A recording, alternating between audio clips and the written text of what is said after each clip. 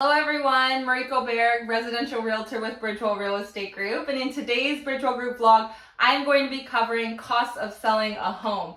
And so as you can probably see from the whiteboard behind me here, I have common costs that really everybody should consider, whether it's your primary investment, you're in a strata home, or you're in a single family home. And then I also have other costs that are more variable to your situation or maybe type of property that you are selling. And a lot of this is going to be mostly relevant to those within the Greater Vancouver area just because that is where I am based, but it will also cross over with anybody really throughout Canada, but specifically throughout British Columbia. And before I get into it, if you haven't been to my channel before, again, my name is Mariko. I'm a residential realtor, obviously based in the Greater Vancouver area of British Columbia, Canada. And my channel talks about all things real estate, that's selling, buying, investing, real estate news. So make sure to subscribe if you haven't already, like this video if it is helpful, and of course comment down below if you have any other future videos that you want me to cover.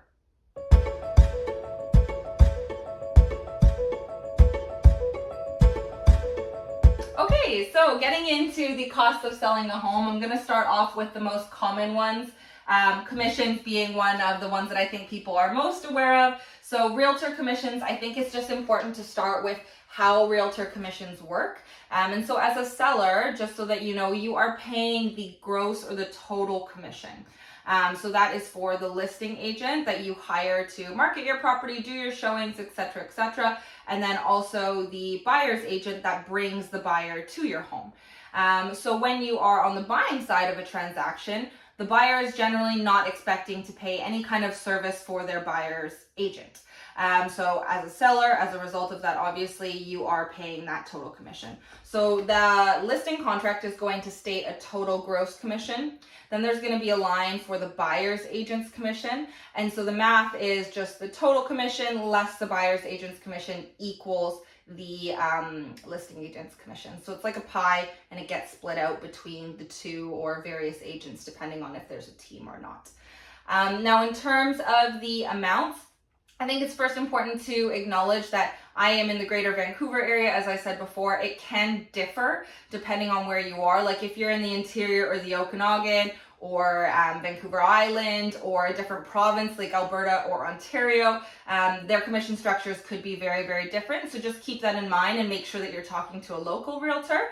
But generally in the Greater Vancouver area, I'm finding that we're seeing numbers around 3.5% of that final purchase price plus GST. You're paying GST on those commissions as well. So just make sure you keep that calculation in mind.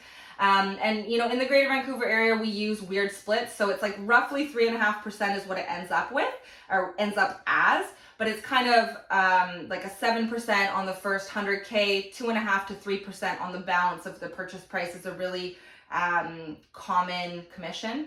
I think that it's also important to acknowledge that there is no standard commission that is set by the Real Estate Board of Greater Vancouver or BCFSA. This is just a common number that I think that you should expect to see. I have seen higher, like I've seen 4%, 5%, I've seen lower. Obviously there's like 1% realty as an example. So there is a range of commissions, but if you're working off the common number for the greater population of realtors, that is generally what we're using, around that 3.5% of the purchase price mark. So moving on to home preparation and staging. So when I say home prep and staging, you know, this could be as simple as just decluttering. This could be getting all of your boxes in order and maybe putting them in a storage unit if you have too much stuff. This could be as simple as going out to Winners and buying some throw pillows, you know, like a throw blanket, white, clean, crisp towels, a new duvet set, like something just to make your place look bright and modern. Or it could be full-blown professional staging. And that is really going to depend on your situation and also your budget, right? So just keep in mind that this can be as little or as expensive as you want it to be. If you are thinking about going the professional staging route, generally they are charging some kind of setup fee and then a first month's rent at full price. And then if it doesn't sell within the first month, typically you have a renewal option where you can renew those items at a rate that is lesser than that first month. I'm not going to quote the staging amounts just because it can depend so much on like the size of your home, how many items you're going to get, what the stager is, and obviously things change with inflation. But definitely something to keep in mind if you are wanting to get your home as like ready for the market as you possibly can. And so next is upgrades to fix, and I've also included a pre-listing home inspection in here, and I'll get into that in a minute. But with upgrades to fix, I mean, this could be throughout a long life cycle of your transaction. And so if there are things on your list that you've been meaning to get done for quite some time now, doing it before the listing is always a good idea, just because, you know, that really reflects on how people feel like you take care of your home. And so I would personally recommend it before. And if you are unsure about whether or not you have things to do or how serious it is, a pre-listing home inspection might be a good idea for you, because you're going to have an inspector come through, much like a buyer would have during a subject removal period, and they're going to come and provide a report saying, okay, this is what the issues are within the home that I think are immediate, maybe medium risk, long-term, and then you as a home seller can decide if there are certain things that you would like to get done prior to your home being put on the market, and hopefully minimize the risk of collapse during that subject removal period. And the home inspection is really going to depend on the size of your house. Again, they charge different numbers for a condo versus a townhouse versus a detached home, but this is a cost to maybe keep in mind if it's something that you are unsure of. But at the very least, consider any upgrades that you want to fix just personally with or without a home inspection prior to listing. If that's not your thing and you're just like, you know what, Mariko, I don't really want to do anything prior to listing. I just want to list my home, and whatever comes up, I'll deal with it later. That is definitely an option too, right? It's like the buyer, you never know whether they will or will not be okay with a particular thing. Like some people are going to see a leak in a kitchen carburetor as like the seller has to fix this, and other people are like, oh, it's no big deal. So leaving it to the subject removal period and leaving it to the inspection might not be the worst idea either. And just let the buyer decide what they have potential issues with, and then maybe they will come and say, hey, seller, would you mind to fix this at this cost? Or maybe fix it prior to the completion day. So again, it's not as proactive. It's a little bit more of a reactive option, but both are like there's pros and cons to each of them, but for different reasons. And so that's upgrades to fix. Moving on to legal fees. So when you are selling your home, you are going to have to hire a lawyer or notary to deal with the conveyancing and the title transfer of the property. The price of this, you know, again, it depends. It's gone up post-COVID. It's summer 2023 right now. And I find that, you know, the prices really range more so now, I would say, from about $1,300 to $1,500 on a low to about $2,000 on a high. There are, you know, you have to ask people, are they doing all in terms of their cost quote for you? Are there any hidden fees, for example? If it's Strata, like they typically have to order Strata docs, insurance notes, things like that. So there might be additional costs related to that as well. And then generally it is more expensive if you have a mortgage to discharge versus if your home is totally paid out and there is no mortgage. So make sure to talk to a lawyer or a notary to get a more accurate quote on the legal fees. That's a general expectation, and you are paying this at completion. So this is a part of like any sale proceeds that you have will also go out to pay the lawyer or notary at the time of completion. Then last but not least, on what I would say are the common charges, is the mortgage discharge and penalties. So again, this is if you have a mortgage. A lot of people have a mortgage, so that's why I've included it here. But if you don't have a mortgage on your property, obviously there's nothing to discharge or have a penalty for. And the reason why I think that this is a big one to keep an eye out for is because you have to make sure that you are aware of the differences in the penalties depending on when you sell, and also depending on whether you have a variable interest rate, in which case you're typically paying 3 months interest, or you have a fixed interest rate for your term. And if you have that fixed term interest rate or the fixed term, then you are paying out interest on the balance of that term.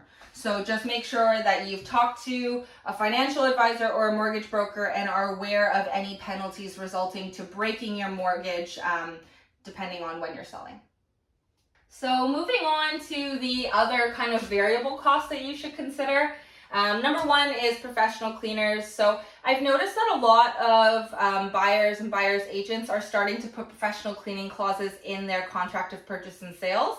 So you might want to keep an eye out for that. A lot of the times it'll say like professional cleaning with receipt, and maybe steam cleaning if there's carpets that needs to be done prior to possession. But if you are not open to that, then you might want to consider striking it out. But again, like people might not just use this at possession. Some people will actually do it prior to listing the property as well. So professional cleaning is something that you want to consider if you need additional help with that.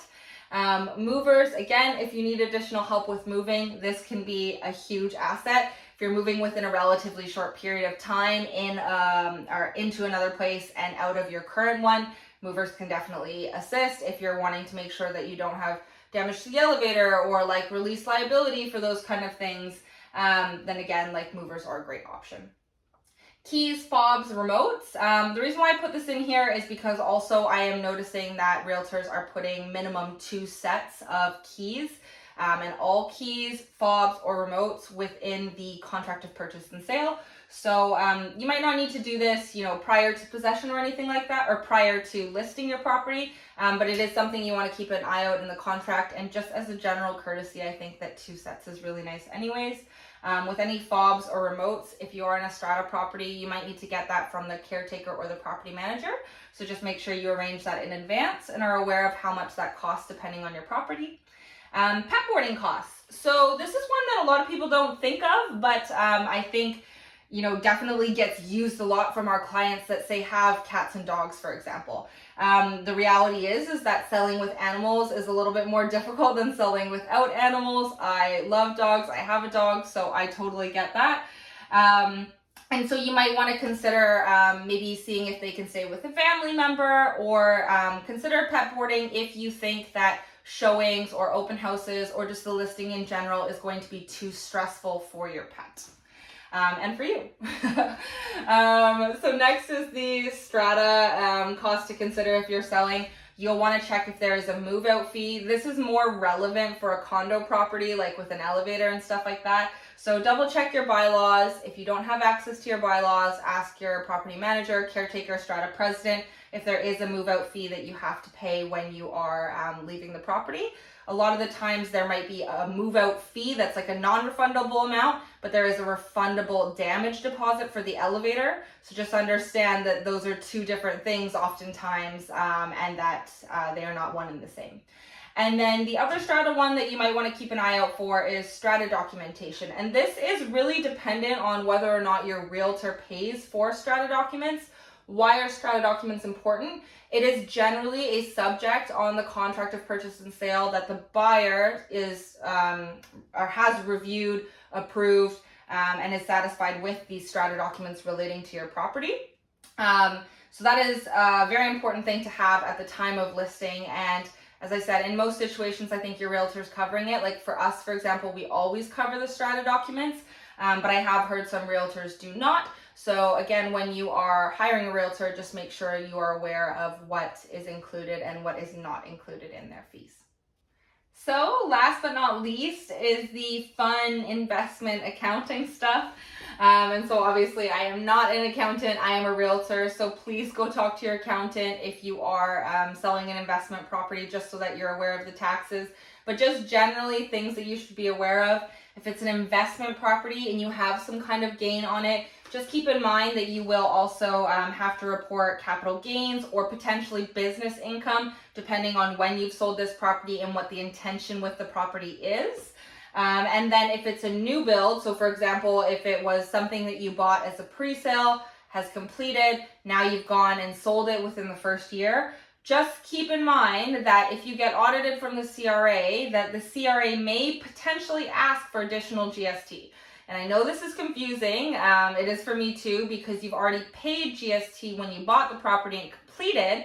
But what I have seen recently is that with the government breaking down on flipping and adding in this anti-flipping rules and everything like that, they are coming back to people for additional GST on what the sold price is resale, even though you already paid GST on the purchase price of what you originally bought it for. So just that difference in that 5% GST is something you could be on the hook for and something you should keep in mind.